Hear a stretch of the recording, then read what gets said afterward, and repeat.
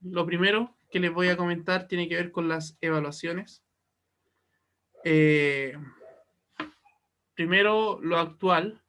Quienes no hicieron el formulario 14, el formulario sobre la guía 1415, que dejó de estar habilitado la semana pasada. Esta semana es la última instancia.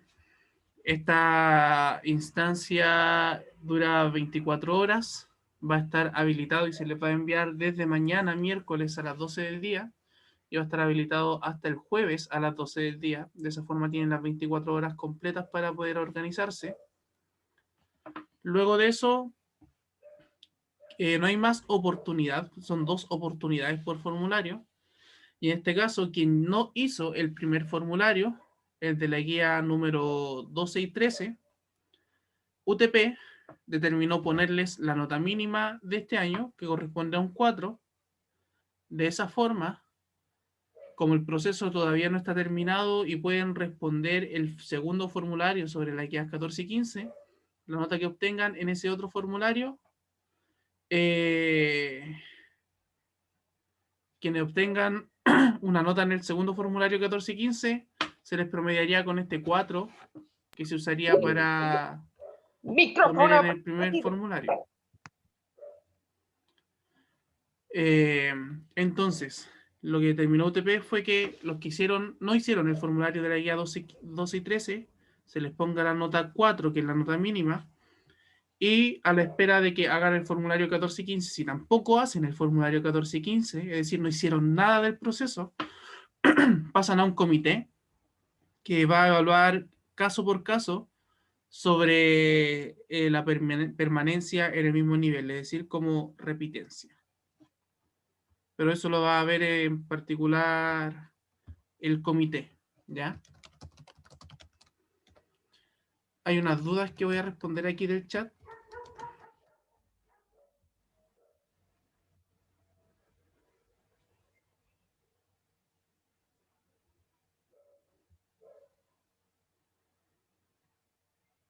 Ya, yo la información de quién hizo o no hizo el primer formulario ya lo envié. De hecho, se envió a inspectoría, se envió a profesores jefes. Inspectoría llamó a cada uno de los apoderados de quien no hizo el primer formulario. Respecto al segundo formulario, va a pasar lo mismo, ¿ya? Pero todavía no puedo tener esa nómina. Necesito ordenarlos para saber quiénes son de qué curso. En este caso, octavo B, octavo C. Necesito aparte ver mis otros niveles para ver qué estudiantes tampoco lo tienen y poder enviarlo a inspectoría. Si alguien tiene en particular una duda respecto a si les falta algún formulario, son solamente 2 los que hemos hecho, guía 12-13 y guía 14-15. Esos son los únicos calificados. Si alguien tiene una duda respecto a si lo hizo o no, mándame un correo y yo puedo revisar eso particular, ¿ya? Pero por correo y apenas llegue a su correo lo voy a responder.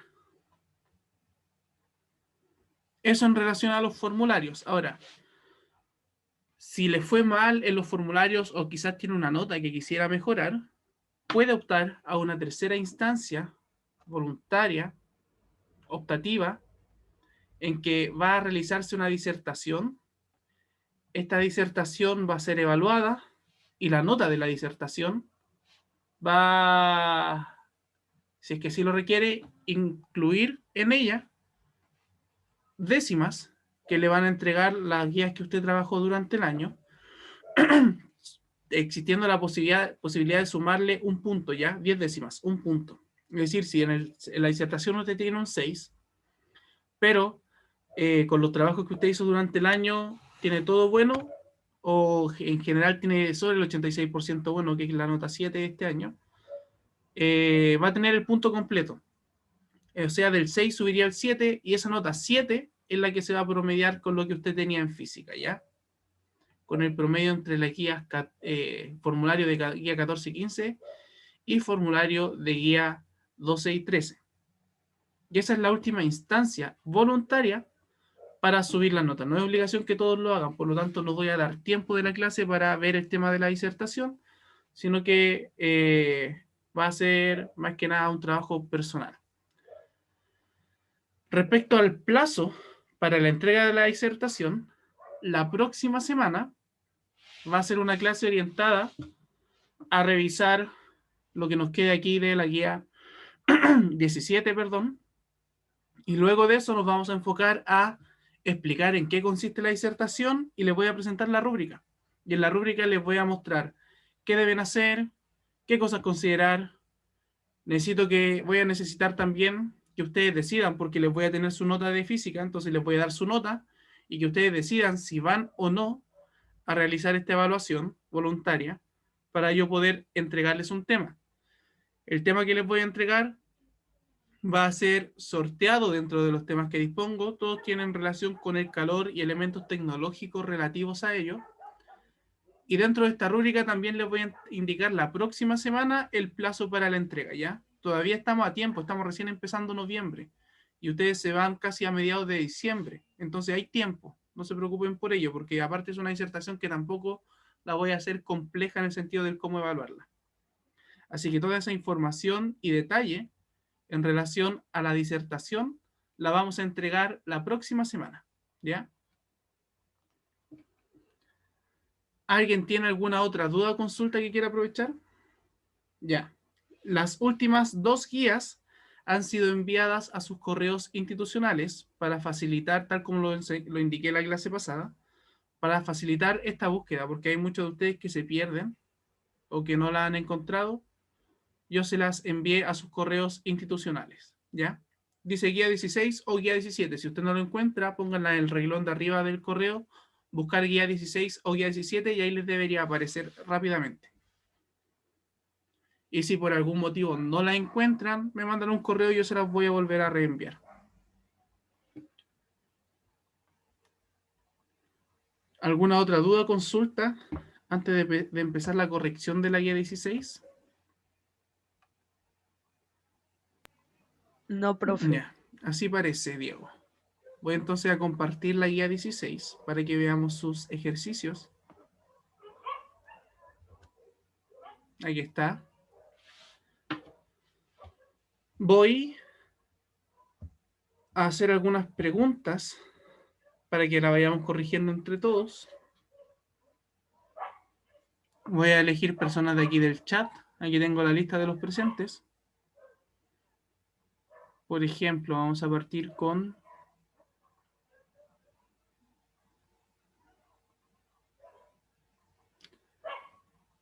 Partamos con Sofía Correa.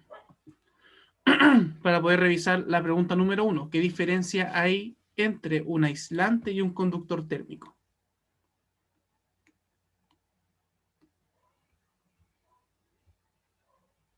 Sofía, ¿está por ahí?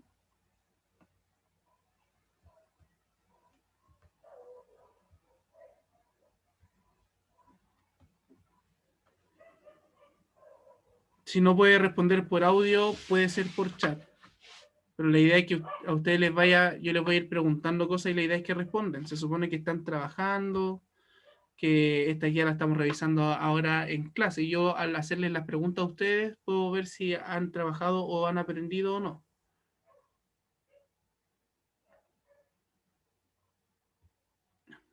Ya, voy a elegir a otro más. Segunda opción.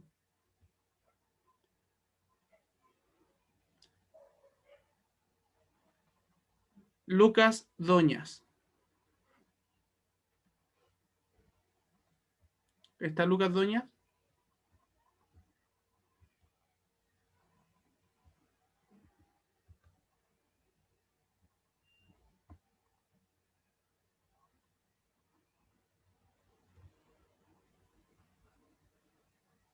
Necesito que respondan por audio o por chat. Esto al final termina haciendo que no alcancemos a hacer todo lo que estaba pensado en la clase o que se vuelva un monólogo de mi parte y que no todos entiendan ni todos sepan si lo que hicieron estaba bien o no.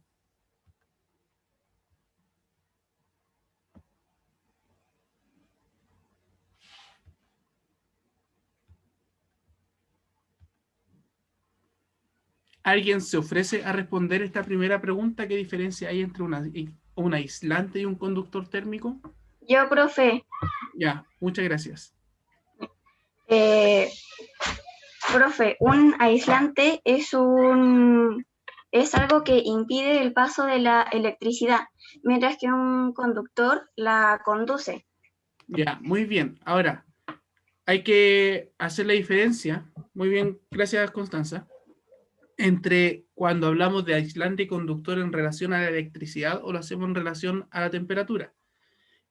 Funcionan de la misma forma. Si usted lo entiende para electricidad, lo entiende para temperatura. El aislante y el conductor eléctrico es tal cual usted lo dijo. El aislante y conductor térmico hacen lo mismo. El aislante no permite el paso y transferencia de la temperatura, mientras que el conductor sí lo permite. Pero solamente marcar la diferencia entre que en un caso es electricidad y en el otro caso es temperatura. ¿Ya? Pues súper bien. ¿Alguien tiene un ejemplo de conductor y aislante térmico? Un ejemplo para conductor y un ejemplo para aislante.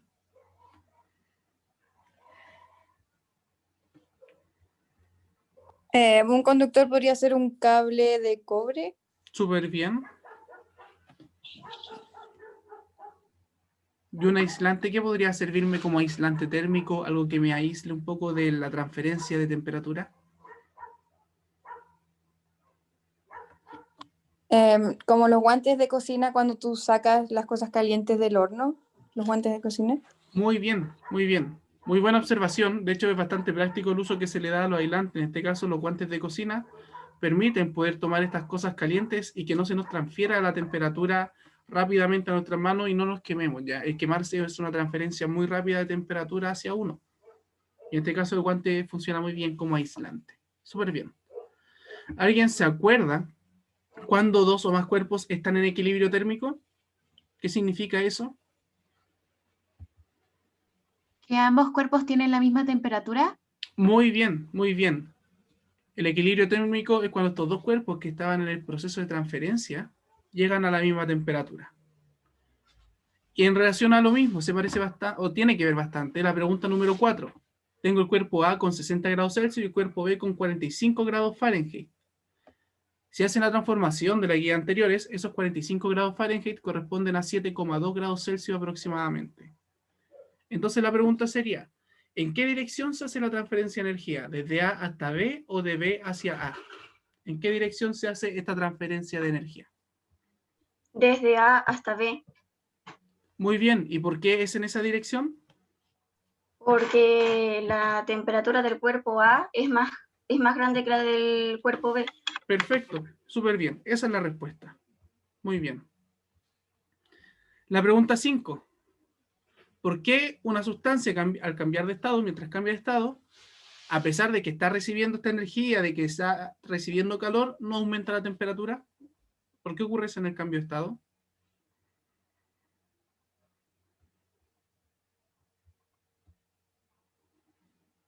¿Alguien se acuerda por qué ocurría eso? Y aquí parece que yo les voy a ayudar.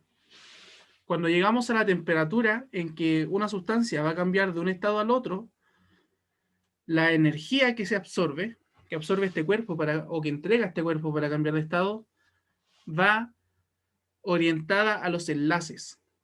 La energía, por ejemplo, si voy a pasar de sólido a líquido, la energía voy directamente a enfocarla a romper enlaces y de esa forma no me preocupo de aumentar la temperatura, es decir, del movimiento de estas partículas, sino que voy a romper los enlaces que los mantienen unidos. Por eso no aumenta la temperatura, porque la energía se está utilizando para romper enlaces. Y esta última pregunta, les voy a rayar un poco el gráfico que ahí aparece para que comprendamos un poco mejor lo que aquí se ve. Tenemos el punto A unos menos 20 grados Celsius, el punto B a 10 grados, el punto C también, y el punto D con el punto E están acá a unos 50 grados Celsius. Y por otro lado, para llegar al punto B se le entregaron 600 calorías, para llegar al punto C 1200 calorías, para llegar al punto D se le entregaron 1800 calorías y para llegar al punto E se le entregaron 2700 calorías. Entonces deben ir pensando que en la medida que le entrego más calorías, que es la medida de la energía, puedo ir aumentando también la temperatura o puedo no aumentarla, dependiendo de la situación en la que me encuentre. Entonces se nos presenta un cuerpo en estado sólido, inicialmente, es decir, en A está en estado sólido. La primera pregunta: ¿en qué tramos asignados por letras aumenta la temperatura? ¿En qué tramos ocurre esto? ¿En qué tramos se puede ver que sube la temperatura?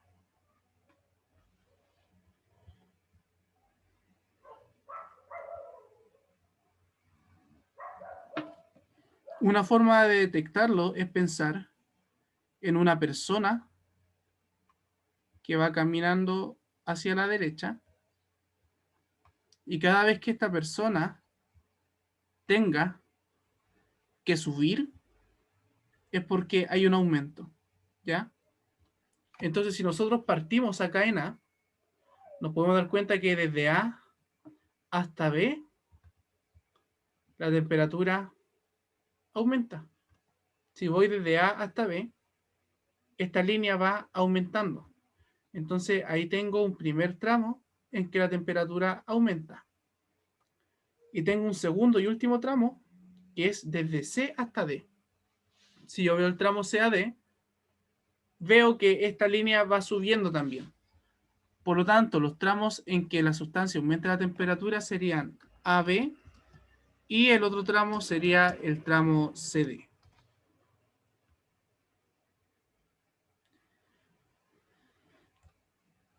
Pregunta B: ¿en qué tramo la sustancia cambia de estado? Y aquí hay que considerar lo anterior, recordar que cuando hay cambio de estado no hay aumento de temperatura. Entonces, ¿cuáles serían estos tramos donde hay cambio de estado?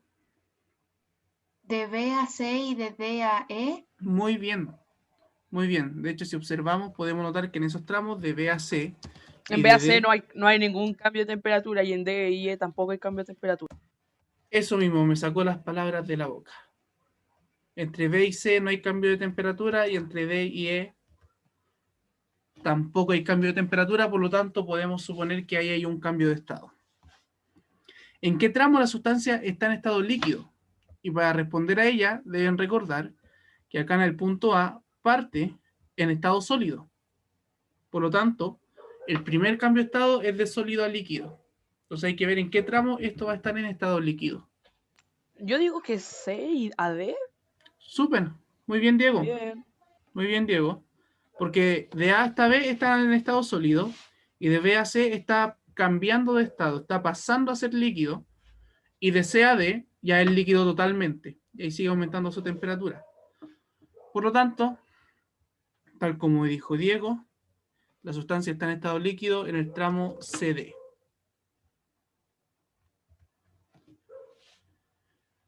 ¿A qué temperatura la sustancia sólida se convierte en líquido? O sea, ¿a qué temperatura ocurre este primer cambio de estado? A los 100 grados Celsius. Para pero el agua, en la tabla. sí. En la tabla, Ok. En la tabla, perdón. A los 1200 grados. Celsius. no, No, me pasé. Me fui al chat. mucho. Sí. La parte que 600 dice, grados Celsius. tranquilo, la parte que dice abajo, 600, 1200, 1800, son calorías, son las energías que se entregan. No. Lo que está vertical es la temperatura.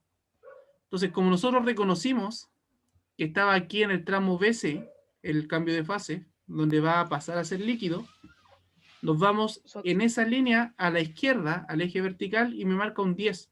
10 grados. Exacto. No, Y eso quiere decir que a los 10 grados ocurre esto, ¿ya? A los 10 grados Celsius. Ahí teníamos que ver para el tema de la temperatura el eje vertical. Y el tramo BC en el eje vertical está justo en el 10, ¿ya? Y por último, no por último, nos queda la penúltima.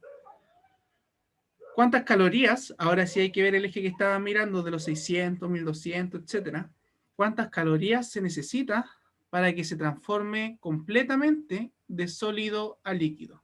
Es decir, en el punto A donde partió, toda la energía que se le dio para que llegue a ser líquido. 1200. Ahí sí que son 1200. Muy bien. Bien. Porque desde A hasta C, que es donde terminó por formarse el líquido, se cumplieron 1200 calorías. Y ahora sí, por último, la última pregunta. ¿Cuántas calorías necesita en su estado líquido para llegar a la temperatura de ebullición? Es decir, para llegar a este punto en que va a empezar a transformarse en vapor. El último cambio de estado. ¿Cuánta energía necesita para que en estado líquido llegue a ese punto? 1800. Y ahí hay un detalle, que yo sabía que alguien iba a responder 1800, pero esos 1800 están medidos desde A, desde el punto inicial, desde acá. Y la pregunta es, en estado líquido, ¿cuánto tiene que aumentar? ¿Cuánto es la energía? Y en estado líquido es aquí en C. Entonces debo considerar desde aquí, desde C, hasta D. Si en D se dieron 1800 y en C se dieron 1200, ¿cuánta energía se dio aquí entre medio de ellos para pasar de C a D? 600. Muy bien. 600 es la diferencia. 1800 menos 1200 da 600. Es decir, para que el cuerpo en estado líquido empiece a aumentar la temperatura hasta llegar a ese punto D, que es el punto en que va a hacer ebullición, pasaron 1200, pasaron 600 calorías. ¿Ya? Este gráfico no es tan difícil de verlo, pero era muy interesante que viéramos el cómo se comporta una sustancia al aumentar la temperatura, luego mantenerla producto del cambio de estado, y así seguir con cada uno de sus cambios de estado. ¿Ya? Vamos a ver a continuación la guía 17. Es bastante corta, son dos conceptos. Uno es calor específico y el otro es cómo calcular el calor, que tampoco es una expresión difícil. Así que vamos a ver eso ahora.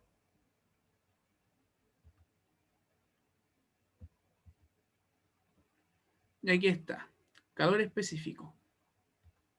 Antes de seguir, ¿a alguien le quedó alguna duda respecto a lo anterior? No, profe, todo bien. Muy bien, Diego. Ya, el calor específico. El calor específico, ustedes lo pueden entender dándose cuenta que cada material no aumenta la temperatura igual de rápido, ¿cierto? Hay unos que se calientan más rápidos que otros. Y eso tiene que ver con el calor específico. El calor específico es cuánta energía necesito para que 1 gramo de cierto elemento aumente la temperatura en 1 grado Celsius. Eso es calor específico. Por lo tanto, los que se calientan rápido son los que tienen un calor específico bajo, es decir, que necesitan poca energía para aumentar en 1 grado Celsius la temperatura de 1 gramo de este material. Y está todo aquí escrito, yo se lo expliqué más que nada para que entendiéramos cómo funciona. En esta tabla aparece, por ejemplo, va a haber algo acá, el carbono como diamante tiene un calor específico de 0,502. Eso quiere decir que necesita 0,502 calorías de energía para aumentar 1 gramo de diamante, su temperatura en 1 grado Celsius, ¿ya?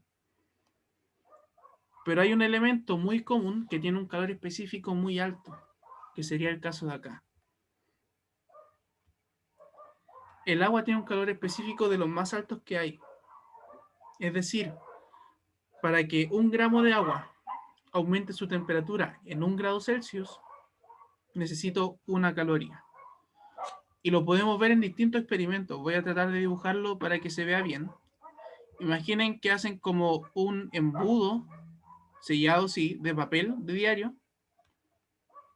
Y ustedes tienen un vaso con agua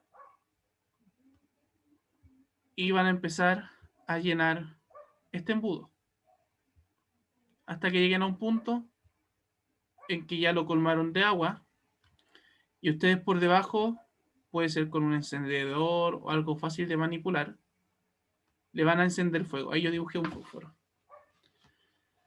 El calor específico del agua, al ser tan alto, no va a permitir que se queme el papel. La temperatura que va a ir aumentando en el papel va a terminar siendo absorbida y transmitida hacia el agua, y como el agua no va a hervir porque tiene un alto calor específico, no le va a pasar nada al papel.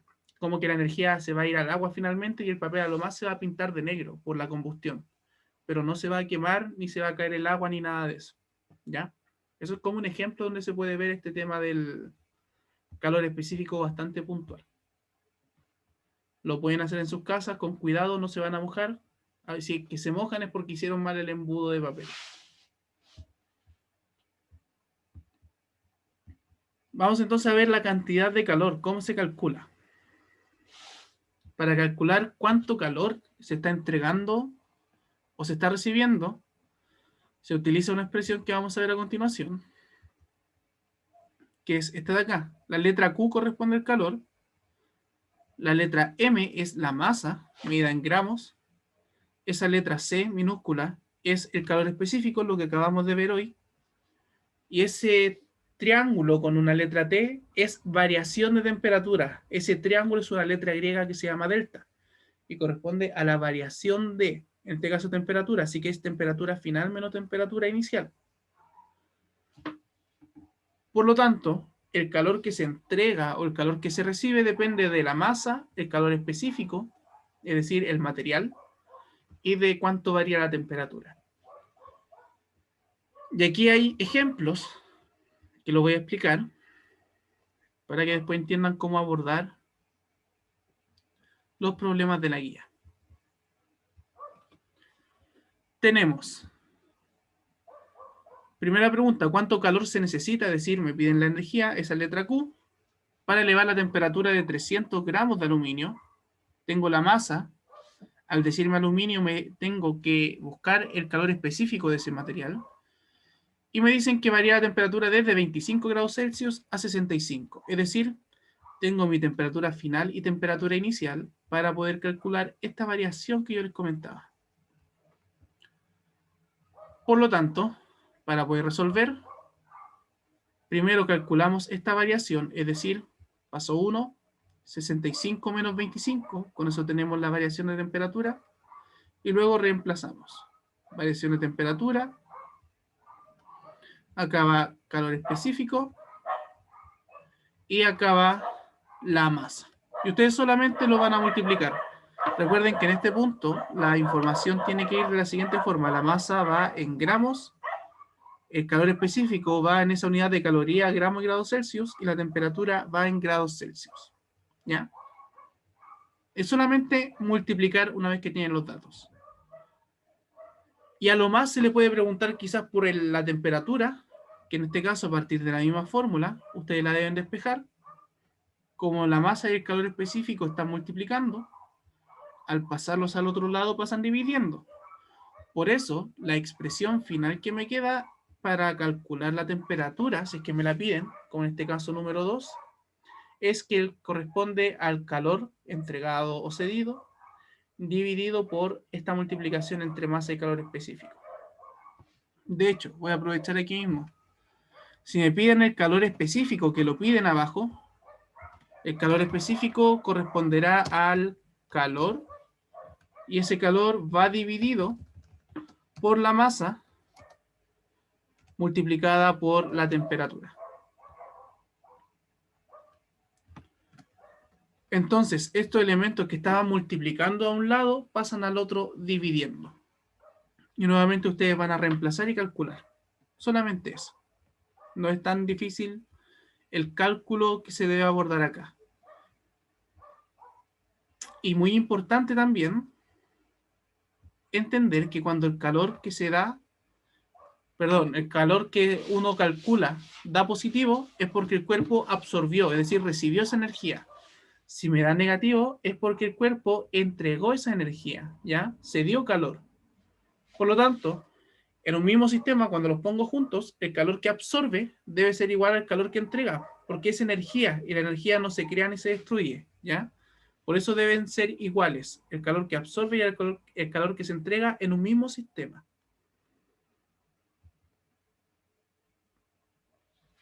Entonces, en relación a estas preguntas que aparecen acá,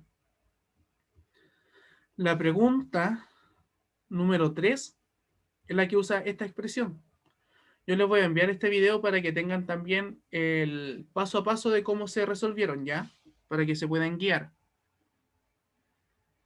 Entonces, tenemos el calor específico en esa fórmula. Les dan el calor, 500 calorías, les dan la temperatura, que era de 40 en la variación, y le dan la masa, 250. Ustedes llegan, reemplazan y están listos, ¿ya? En la 1, pide responder la pregunta de la página 131 de su libro de Ciencias Naturales. La tengo por aquí. Esta es la página 131. Hay 2 tazas de té o café.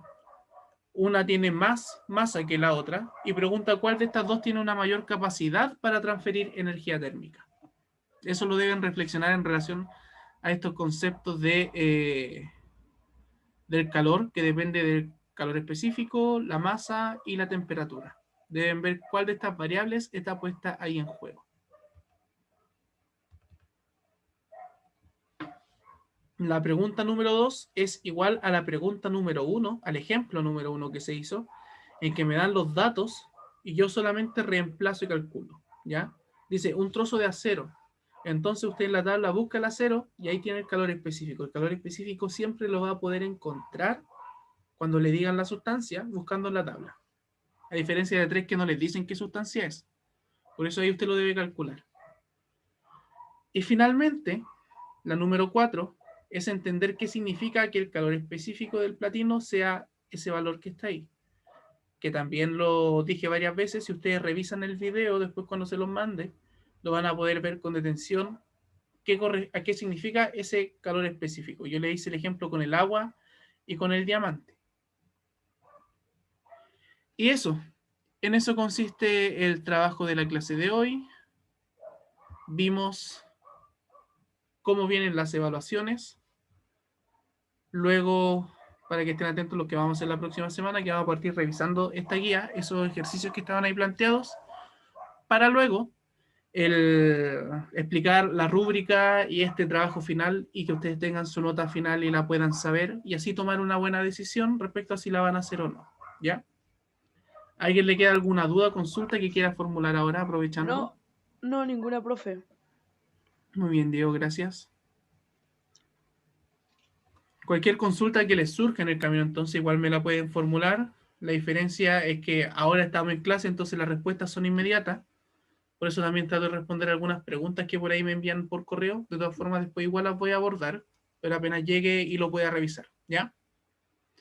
Eso. Ya, Muchas profe, gracias, un gusto. Nos vemos la próxima semana. Chao. Chao a todos y Chao, todas. Profe, Que gracias. esté bien, De nada. profe. Muchas gracias.